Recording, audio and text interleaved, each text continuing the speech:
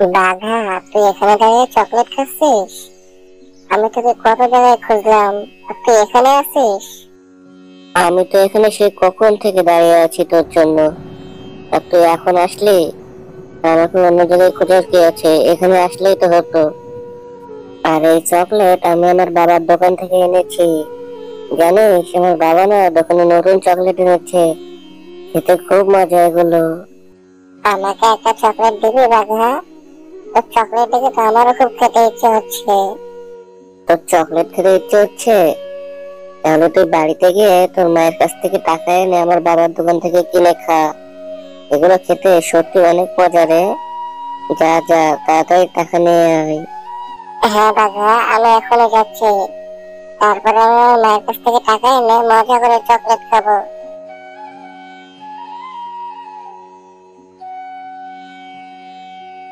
মা, আমাকে 10 টাকা দাও না।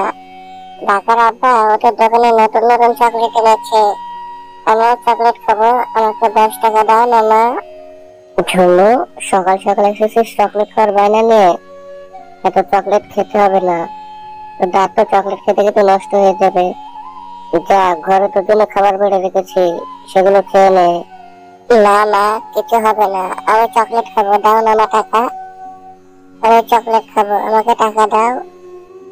ঝুনু, তোকে আগের দিনই তো চকলেট খাওয়ার জন্য টাকা দিলাম, আজকে আবার চকলেট খাওয়ার জন্য টাকা নেবে? এত চকলেট খেলে তো তোর শরীর খারাপ করবে। না মা, কিছু হবে না। একদিন যে চকলেট খাওয়ার জন্য টাকা নিয়েছিলাম সেগুলো তো পুরোনো চকলেট।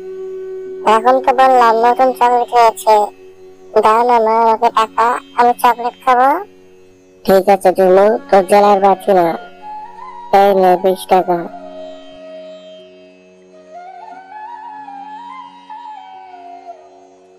এই যে 10 টাকার চকলেট খাবি আর 10 টাকা ফিরিয়ে আনবি।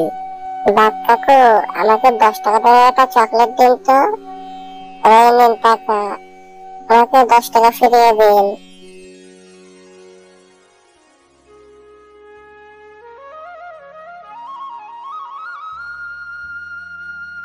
এই চকলেটের দাম তো 20 টাকা। আমার দোকানে 10 টাকা দামের কোনো চকলেট নেই। তোকে 10 টাকা কি করে ফিরিয়ে দেবো? এই চকলেট নিয়ে বাড়িতে যা, আর কোনো টাকা ফেরবে না। না বাপ কাকু, এই 20 টাকা দামের চকলেট তো আমার লাগবে না। তুমি আমাকে 10 টাকা দামের চকলেট দাও আর 10 টাকা ফিরিয়ে দাও, নাহলে মাঝে আমাকে খুব বকবে। আরে ঝুমু, তোকে তো বললামই আমার দোকানে 10 টাকা দামের কোনো চকলেট নেই। নিতে হলে এই 20 টাকা দামের চকলেটই নে, না হলে নিতে হবে না। মা তো আমাকে বলেছিল 10 টাকা দিয়ে চকলেট খেতে আর 10 টাকা ফিরিয়ে নিয়ে যেতে, কিন্তু এখানে তো আমাকে 20 টাকা দামের চকলেট দিল। এখন আমি মাকে গিয়ে কি বলবো? বাসায় গেলে তো মা আমাকে খুব বকবে। আরে ঝুনু, এতক্ষণে তো বাসায় আসার সময় হলো। সে কখন গিয়েছিস বাইরে? আর আমাকে 10 টাকা ফেরত দে তো, আমি বাজার করতে যাব। কিন্তু মা, বাচ্চা তো আমাকে কোনো টাকা ফেরত দেয়নি। আমাকে এই চকলেটটা দিল আর বললো এর দাম 20 টাকা। আমাকে কোনো টাকাই ফেরত দেয়নি। আরে, এইটুকু চকলেটের দাম আবার 20 টাকা কি করে হয়? আসলে মজা করছিস নাকি? শিগগির 10 টাকা ফেরত দে, আমাকে বাজারে যেতে হবে, এখন মজা করার সময় নেই। না মা, আমি সত্যি বলছি, এই চকলেটের দাম 20 টাকা নিয়েছে, আমাকে কোনো টাকাই ফেরত দেয়নি। এসব তুই কি বলছিস? এইটুকুনি চকলেটের দাম আবার 20 টাকা হয়? তুই আমার সাথে খুব বেশি কথা বলা শিখেছিস, তাই না? নিশ্চয়ই তুই দুটো চকলেট কিনে এনে একটা বাইরে থেকে খেয়ে এসেছিস। না মা, আমি সত্যি বলছি, আমি দুটো চকলেট নিইনি। এই একটা চকলেটের দামই আমার কাছ থেকে 20 টাকা নিয়েছে। আমি মিছি কথা কেন বলবো তোমার সাথে? তুই কথায় কথায় আমার সাথে মিছে কথা বলছিস। তুই মিছে কথা বলতে শিখে গেছিস। আমি বুঝি না নাকি কোন চকলেটের দাম 10 টাকা আর কোনটা 20 টাকা? তুই এখনই যা এখান থেকে, বলে আমি তোকে রাগের মাথায় কি করে বসবো? আজকে সারাদিন ওই চকলেট খেয়ে থাকবি, তোকে আর কোনো খাবার দেবো না আমি। ঝুমু তার মায়ের এমন কথা শুনে মন খারাপ করে সেখান থেকে চলে যায়, আর একটা গাছতলায় বসে কান্না করতে থাকে।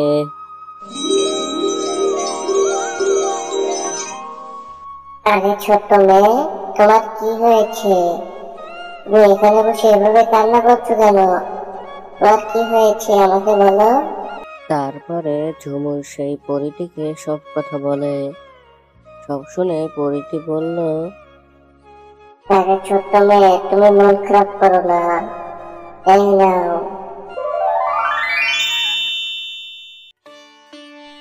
এই চারা গাছগুলো তুমি তোমার ঘরের ছেলে রোপণ করে দিও, তারপরে দেখবে জাদু।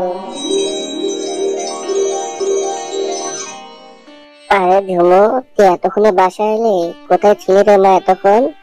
সে কোন সকালবেলা বাসা থেকে গেছিস, আর এতক্ষণে তোর বাসা আসার সময় হলো? কত জায়গায় তোকে আমি খুঁজেছি। মা, তুমি আমার উপরে রেগে নেই তো? আমি ওই জঙ্গলের ভিতরে গেছিলাম, সেখানে একটা পরী এসে আমাকে এই 3টা গাছ দিল আর বললো আমাদের ঘরের ছেলে রোপণ করে দিতে। এসব কি আবল তাবল বকছিস? তোকে নাকি পরে এই গাছগুলো দিল, সেগুলো ঘরের চালে রোপণ করতে বললো? ওই গাছগুলো থেকে কি হবে?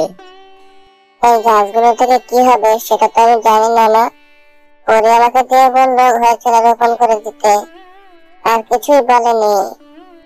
ঠিক আছে, যা করবি তাড়াতাড়ি করে ঘরে আয়, আমি তোর জন্য খাবার বাড়ছি।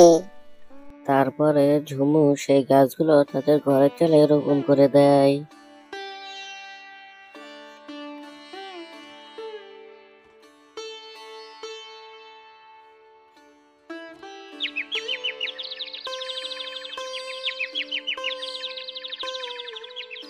ও মা, মা দেখো, আমাদের ঘরের ছেলে কত চকলেট হয়েছে গাছে। তার মানে পরী আমাকে কাল চকলেটের গাছ দিয়েছিল। কি মজা, আমি এখন চকলেট খেতে পারবো।